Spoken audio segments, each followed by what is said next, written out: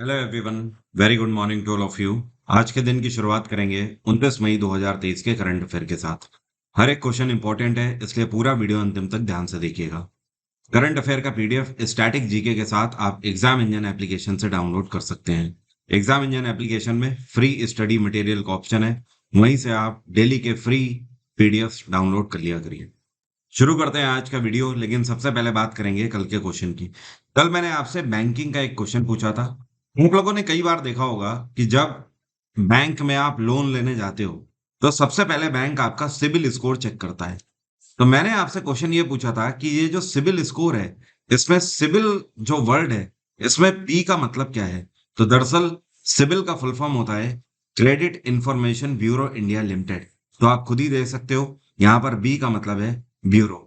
वैसे केवल बी का मतलब जानने से बात नहीं बनेगी, आप इसका फुल फॉर्म ही ध्यान रखिए, वही आपके लिए अच्छा है, क्योंकि एग्जाम में आपसे किसी भी पर्टिकुलर एक वर्ड को पूछा जा सकता है। तो credit information bureau India limited. तो सिबिल स्कोर दरअसल आपके अकाउंट की क्रेडिबिलिटी के बारे में बताता है कि आप कैसे यूजर हो बैंक के। क्या आप बैंक से पैसा लेते हो तो आप बैंक को पैसा वापस करते हो टाइम पे या नहीं करते हो? इसके अलावा आपकी जो किस्तें चल रही हैं, चाहे वो छोटी हो चाहे वो बड़ी हो, आप किसी भी तरीके का क्रेडिट ले रहे हो, तो आपका बैंक के प्रति व्यवहार कैसा है, आपके बैंक अकाउंट में ट्रांजैक्शन कैसे हैं, ये सब कुछ सिबिल स्कोर की जानकारी ही बताती है, और उसी बेसिस पर बैंक आपको लोन प्रोवाइड करता है। तो सिबिल का फुल फॉर्म आपके लिए ध्यान रखना बहुत इंपॉर्टेंट है। अब शुरू करते हैं आज के करंट अफेयर। आज की पहली ही खबर है कि Morarji Desai national institute of yoga के द्वारा अभी हाल ही में योगा महोत्सव का शुभारंभ कौन से शहर में किया गया है? दरअसल Morarji Desai national institute of yoga ने योगा महोत्सव का उद्घाटन यूनियन मिनिस्ट्री ऑफ आयुष मंत्रालय के अंतर्गत किया है। और इसका उद्घाटन कहाँ किया गया है? तो ध्यान रखिएगा, यह हैदराबाद में इसका आयोजन किया जा रहा है। ये जो मेगा योगा फेस्टिवल का आयोजन किया जा रहा है, इसमें चीफ गेस्ट के रूप में तेलंगाना के मुख्यमंत्री चंद्रशेखर राव को बुलाया गया था। और आपको पता होना चाहिए, योगा महोत्सव या फिर योगा डे हर साल 21 जून को मनाया जाता है। तो इस बार भी योगा महोत्सव से पहले, मतलब 21 जून से करीब करीब एक महीने पहले ही इसका आयोजन किया जा रहा है। अगले एक महीने तक तेलंगाना में और पूरे देश भर में मिनिस्ट्री ऑफ आयुष के अंतर्गत योगा महोत्सव आयोजित करे जाएंगे जगह जगह पर। अगला क्वेश्चन है, ये कौन सी संस्था है जिसके द्वारा अभी हाल ही में प्रोजेक्ट चीता को ऑब्जर्व करने के लिए एक नई कमेटी की स्थापना करी गई है? तो ये संस्था है नेशनल टाइगर कंजर्वेशन अथॉरिटी। आपको याद होगा, करीब 8 से 9 महीने पहले भारत सरकार के द्वारा प्रोजेक्ट चीता के अंतर्गत भारत में 8 चीते लाए गए थे। ये जो 8 चीते लाए गए थे, ये नामीबिया से लाए गए थे। नामीबिया कहाँ पड़ता है? ये एक अफ्रीकन कंट्री है। तो ये जो 8 चीते लाए गए थे, इनको कूनो नेशनल पार्क में रखा गया था मध्य प्रदेश में। लेकिन ये जो 8 चीते लाए गए थे, दुखद ये है कि इनको भारत का हैबिटेट पसंद नहीं आया, या फिर आप ये बोल सकते हो, ये भारतीय हैबिटेट में अपनी जगह नहीं बना पाए, जिसकी वजह से 8 में से 6 चीतों की मौत हो चुकी है। और इसके लिए भारत सरकार कंसर्न जता रही है, और भारत सरकार ने इसके लिए एक नई कमेटी की स्थापना करी है। और इस कमेटी को ऑब्जर्व करेंगे एनटीसीए मसरत, नेशनल टाइगर कंजर्वेशन अथॉरिटी। अब सवाल ये उठता है कि एनटीसीए जो है, इसकी अध्यक्षता कौन करेगा? तो इसके जनरल सेक्रेटरी बनाए गए हैं राजेश गोपाल। क्या नाम है इनका? राजेश गोपाल सीनियर आईएएस अधिकारी हैं। यही इस कमेटी को मॉनिटर और कंट्रोल करेंगे, और ये कमेटी पता लगाएगी कि क्या रीजन है कि जिस वजह से चीते भारत में सरवाइव नहीं कर पा रहे हैं। इवन आपने, आई होप, कई सारे न्यूज चैनल्स में या फिर यूट्यूब चैनल्स में ये देखा हो कि न्यूज इस तरीके से चल रही है कि भारत में चीतों का हैबिटेट नहीं है, या फिर चीते सरवाइव नहीं कर पाए। इस तरीके की कई न्यूज इसी वजह से चल रही है, क्योंकि ये जो नामीबिया से लाए गए 8 चीते थे, उनमें से केवल अब 2 ही बचे हुए। अभी हाल ही में नीति आयोग गवर्निंग काउंसिल की 8वीं मीटिंग की अध्यक्षता किसके द्वारा करी गई है? तो मैंने आपको हमेशा बताया हुआ है, आपको ये बात गांठ बांध लेनी है कि जो नीति आयोग है, इसकी अध्यक्षता हमेशा भारत के प्रधानमंत्री करते हैं। तो इसकी जो 8वीं मीटिंग है, जो कि गवर्निंग काउंसिल के तहत है, इसकी अध्यक्षता भी प्रधानमंत्री नरेंद्र मोदी के द्वारा करी गई है। नीति आयोग से पहले जवाहरलाल नेहरू की सरकार ने भारत के आजाद होने के बाद प्लानिंग कमीशन की स्थापना करी थी। प्लानिंग कमीशन के बाद अब जब पीएम नरेंद्र मोदी की सरकार साल 2014 में आई थी, तो नरेंद्र मोदी सरकार ने प्लानिंग कमीशन को रिप्लेस कर दिया था नीति आयोग से।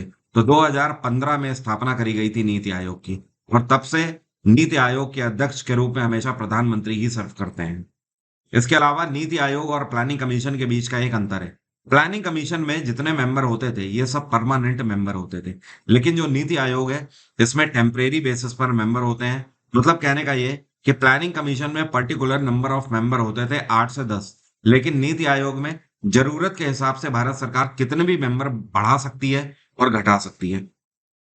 ये जो इस बार नीति आयोग की गवर्निंग काउंसिल मीटिंग आयोजित करी जा रही है, इसके मेन उद्देश्य कई सारे हैं। जैसे कि भारत में विमेन एम्पावरमेंट, महिलाओं के संरक्षण के लिए, महिलाओं के वेलफेयर के लिए भारत सरकार कई स्कीमें लॉन्च करेगी। दूसरा मुद्दा है एमएसएमई का। इसके अलावा तीसरा मुद्दा है हेल्थ का, कि भारत में लोग कुपोषित ना हो। चौथा मुद्दा है स्किल डेवलपमेंट का। तो इन सारी चीजों को लेकर ये अध्यक्षता अभी हाल ही में करी गई है। अगला क्वेश्चन है, यह कौन सी संस्था है जिसके द्वारा अभी हाल ही में मराठा कोऑपरेटिव बैंक और कॉस्मोस कोऑपरेटिव बैंक, इन दोनों के मर्जर को मंजूरी दे दी गई है। तो आने वाले टाइम में बहुत ही जल्दी, अगले 1 महीने के अंदर, मराठा कोऑपरेटिव बैंक और कॉस्मोस कोऑपरेटिव बैंक दोनों का मर्जर हो जाएगा, और इसके लिए अप्रूवल दे दिया गया है रिजर्व बैंक ऑफ इंडिया के द्वारा। आरबीआई का यह अप्रूवल इसके तहत दिया गया है कि अब मराठा कोऑपरेटिव बैंक और कॉस्मोस कोऑपरेटिव बैंक दोनों एक साथ मिलकर यह सहकारी बैंक आने वाले टाइम में मुनाफे की ओर ध्यान दें, क्योंकि दोनों बैंक अलग अलग काम करके बहुत ज्यादा मुनाफा नहीं बना पा रहे हैं। इसी के आधार पर इन दोनों सहकारी बैंकों के मर्जर पर मंजूरी दी गई है, और ये जो मर्जर है ये 29 मई से अप्लाई हो जाएगा। और ये जो दोनों बैंकों का मर्जर है इसको आरबीआई के सेक्शन 44A के तहत मंजूरी दी गई है और सेक्शन 56 के तहत मंजूरी दी गई है। रिजर्व बैंक ऑफ इंडिया की स्थापना 1935 में करी गई थी। इसका राष्ट्रीयकरण 1949 में किया गया था। आरबीआई का हेडक्वार्टर है मुंबई, और इसके गवर्नर हैं शक्तिकांत दास। ध्यान रखिएगा, शक्तिकांत दास को साल 2023 के गवर्नर ऑफ द ईयर के रूप में भी डिक्लेयर किया गया है।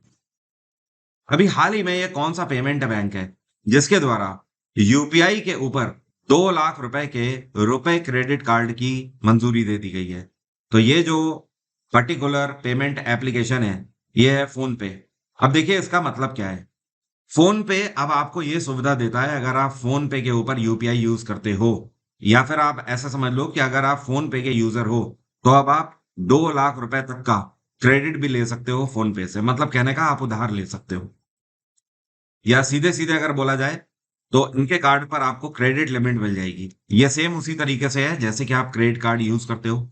आप कितने भी बड़े व्यक्ति हो, ओहदे के आधार पर अगर आप क्रेडिट कार्ड यूज कर रहे हो, इसका सीधा सा मतलब है कि आप बैंक से उधार लेकर धनराशि खर्च कर रहे हो। तो सेम उसका वही मतलब है कि अब आप फोन पे से 2 लाख रुपए तक का अपनी क्रेडिबिलिटी के आधार पर क्रेडिट ऐसा यूज कर सकते हो। अब ये डिपेंड करता है आपके सिबिल स्कोर पर, आपका अकाउंट जैसा सपोर्ट करेगा। अगर आपके अकाउंट की क्रेडिबिलिटी ठीक ठाक है तो हो सकता है आपको 1 लाख रुपए तक का ही क्रेडिट मिले। अगर आपके अकाउंट की क्रेडिबिलिटी काफी अच्छी है तो हो सकता है आपको 2 लाख रुपए तक की क्रेडिट पूरी मिल जाए।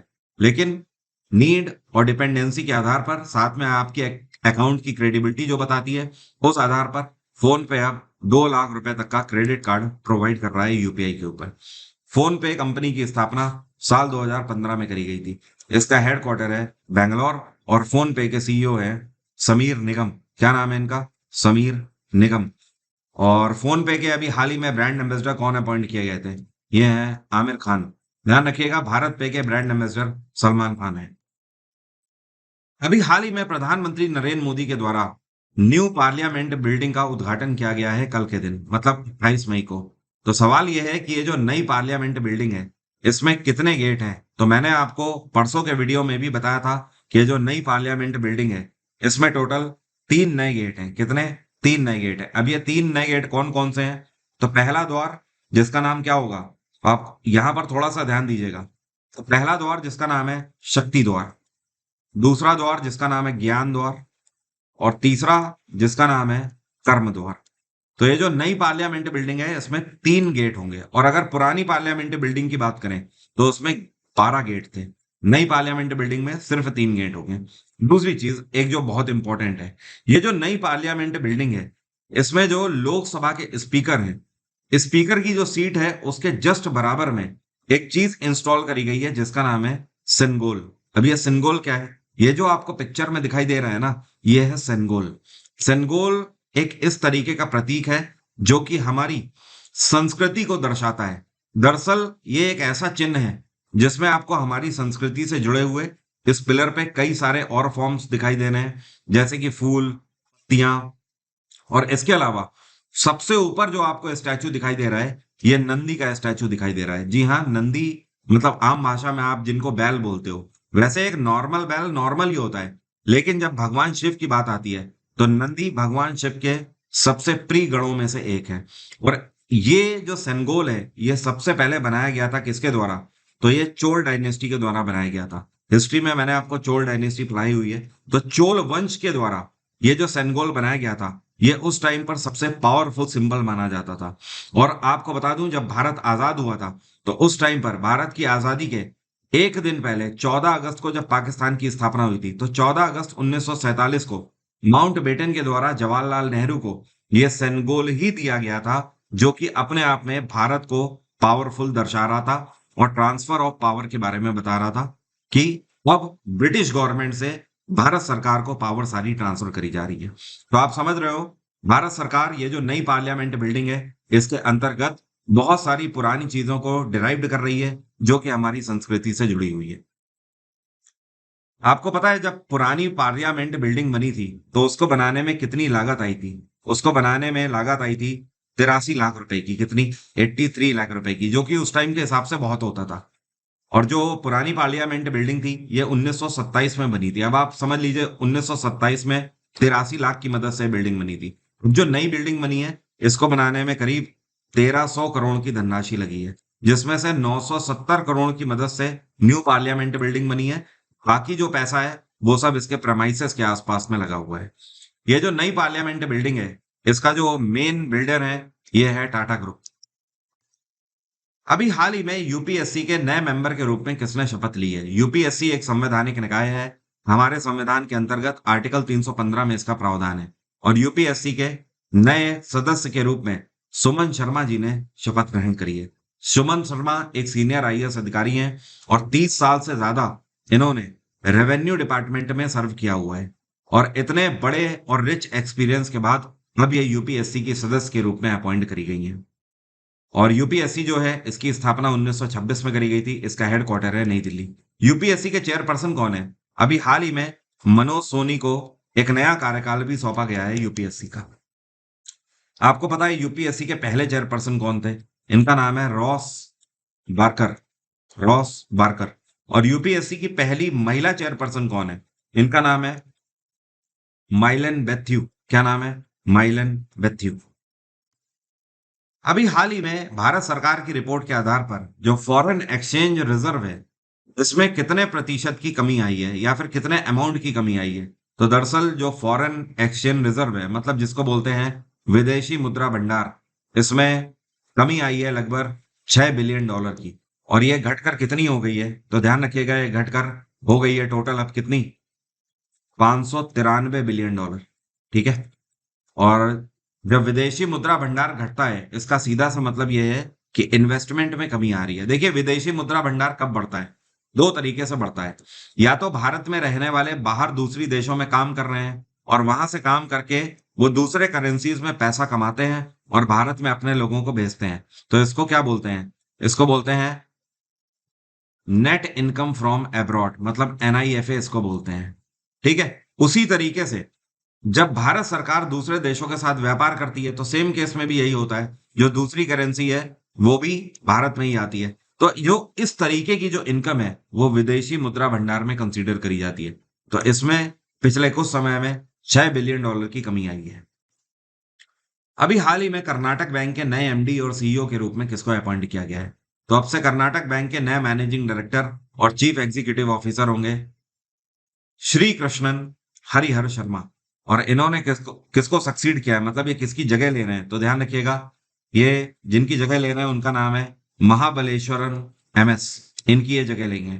महाबलेश्वरन एमएस पिछले 2 साल से कार्यरत थे और अब श्री कृष्णन हरिहर शर्मा को अगले 3 साल के लिए कर्नाटक बैंक में सीईओ के रूप में अपॉइंट किया गया है।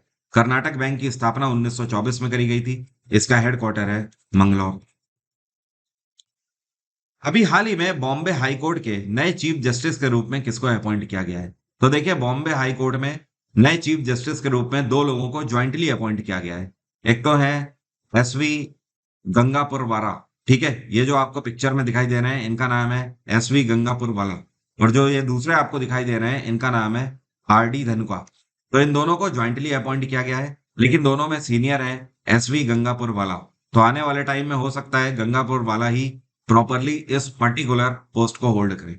वैसे एक हाई कोर्ट से दूसरे हाई कोर्ट में ट्रांसफर होने के लिए जजेस के लिए कौन से आर्टिकल में प्रावधान है? तो ये हमारे संविधान में आर्टिकल है 222। 222 आर्टिकल ये कहता है कि एक हाई कोर्ट से दूसरे हाई कोर्ट में जजेस का ट्रांसफर हो सकता है। अभी हाल ही में चेस का एक टूर्नामेंट है जिसका नाम है super bat rapid and blitz tournament, जिसका आयोजन पोलैंड में किया गया। तो 2023 के super bat rapid and blitz tournament को किसके द्वारा जीता गया है? तो इसको जीता है मैग्नस कार्लसन ने। ये कौन से देश के खिलाड़ी हैं, क्या आप मुझे कमेंट बॉक्स में लिखकर बता सकते हो? चले मैं ही बता देता हूं। मैग्नस कार्लसन नॉर्वे के खिलाड़ी हैं और इन्होंने फाइनल में किसको हराया?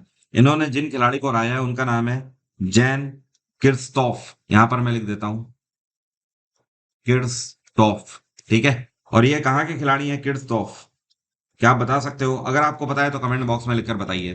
तो मैग्नस कार्लसन ने जैन किर्स्टोफ को हराया है फाइनल में 23-26 से। अभी हाल ही में कॉप 28 जो कमेटी है इसके एडवाइजरी ग्रुप में इकलौते ऐसे भारतीय हैं जिनको शामिल किया गया है। ये कौन से भारतीय हैं? ये है मुकेश अंबानी। मुकेश अंबानी होने वाले कॉप 28 के एडवाइजरी कमेटी के सदस्य होंगे और ये इकलौते ऐसे भारतीय हैं जिनको कॉप 28 के एडवाइजरी कमेटी में जगह मिली है। अब यहाँ पर कॉप का मतलब क्या है समझ लीजिए। देखिए, कॉप का मतलब है कॉन्फ्रेंस ऑफ द पार्टीज। क्या नाम है? Conference of the parties. और 28 का यहाँ पर मतलब क्या है? क्योंकि इसका 28वां संस्करण इस साल आयोजित किया जाएगा। ये कब से कब तक आयोजित किया जाएगा? तो इसकी शुरुआत 30 नवंबर को होगी और यह 12 दिसंबर तक चलेगा। इसका मेन उद्देश्य होगा कि इसमें कई सारे देश हिस्सा लेंगे और इसका मेन उद्देश्य होगा trade and commerce, education and higher studies और साथ में स्किल डेवलपमेंट। इस बार का जो कॉप 28 है ये कहाँ पर आयोजित किया जाएगा? तो ये यूनाइटेड अरब अमीरात में आयोजित किया जाएगा, दुबई शहर। ठीक है, तो आपको यहाँ पर तीन चीजें ध्यान रखनी है। पहली चीज कि इकलौते ऐसे भारतीय कौन है जो इसके सदस्य बने हैं? मुकेश अंबानी। दूसरी चीज, कौन सा संस्करण इसका होगा? 28वां संस्करण होगा कॉप 28 का। तीसरी चीज, कहां पर आयोजित किया जाएगा? यह होगा यूनाइटेड अरब अमीरात के दुबई शहर। अभिमन्यु सीरीज के लिए सिर्फ एक दिन का समय बचा हुआ है और एक दिन का भी क्या, आप 12 घंटे बोल सकते हो। आज रात में 9 बजे से अभिमन्यु सीरीज की शुरुआत हो रही है। आप इस बार एसएससी सीजीएल देने जा रहे हैं या फिर 2023 का कोई भी एग्जाम, जिस तरीके से मैंने ल्यूसेंट सीरीज आपको कवर कराई है, वंदे भारत और जुगाड़ सीरीज कवर कराई है, उसी तरीके से आपके एग्जाम से पहले ये मैं आपको ब्रह्मास्त्र देने जा रहा हूँ। अब ये आप पर डिपेंड करता है कि ब्रह्मास्त्र मैं आपको दे रहा हूँ, लेकिन आप इसको ग्रहण कितना कर पाते हैं ये टोटली आप पर डिपेंड करेगा। 15 क्लासेस बैक टू बैक 15 दिन तक चलेंगी, जिसमें मैं 1500 एमसीक्यूज कवर कराऊंगा आने वाले एग्जाम के लिए। और मेरा दावा ही नहीं, वादा भी है आपसे कि इस बार सिलेक्शन आपका जीएस जीके की वजह से नहीं रुकने वाला है। तो डेली रात में 9 बजे यूट्यूब पर मुझसे जुड़ना ना भूले। सभी के लिए फ्री ऑफ कॉस्ट ये पूरी सीरीज है। अब मेरा आज का सवाल आपसे, फीफा की स्थापना कौन से वर्ष में करी गई थी? कमेंट बॉक्स में जल्दी से लिखकर बताइए। एग्जाम इंजन एप्लीकेशन में आप मुझे फॉलो कर सकते हैं पेड बैचेस के लिए। 2023 के किसी भी एग्जाम के लिए आप जीएस जीके का ये मेरा फाउंडेशन बैच एक्सप्लोर कर सकते हो। इसकी खास बात यह है कि ये वीओडी प्लस लाइव बैच है। इसमें आपको एक बार में ही सब्सक्राइब करने पे सारी recorded class history, polity, geography, science, economics की मिल जाती हैं और साथ में वन लाइनर की मैं लाइव क्लास ले रहा हूँ और फिजिक्स, केमिस्ट्री, बायो की भी, साइंस की लाइव क्लासेस इसमें चल रही हैं। हिस्ट्री का अलग से रिकॉर्डेड बैच, पॉलिटी का अलग से रिकॉर्डेड बैच, इस तरीके के कई सारे ऑप्शन आपके लिए एग्जाम इंजन एप्लीकेशन में अवेलेबल। आज की बात यहीं तक रहेगी। Thank you so much, have a nice day, take care, bye bye, आपका दिन मंगलमय हो।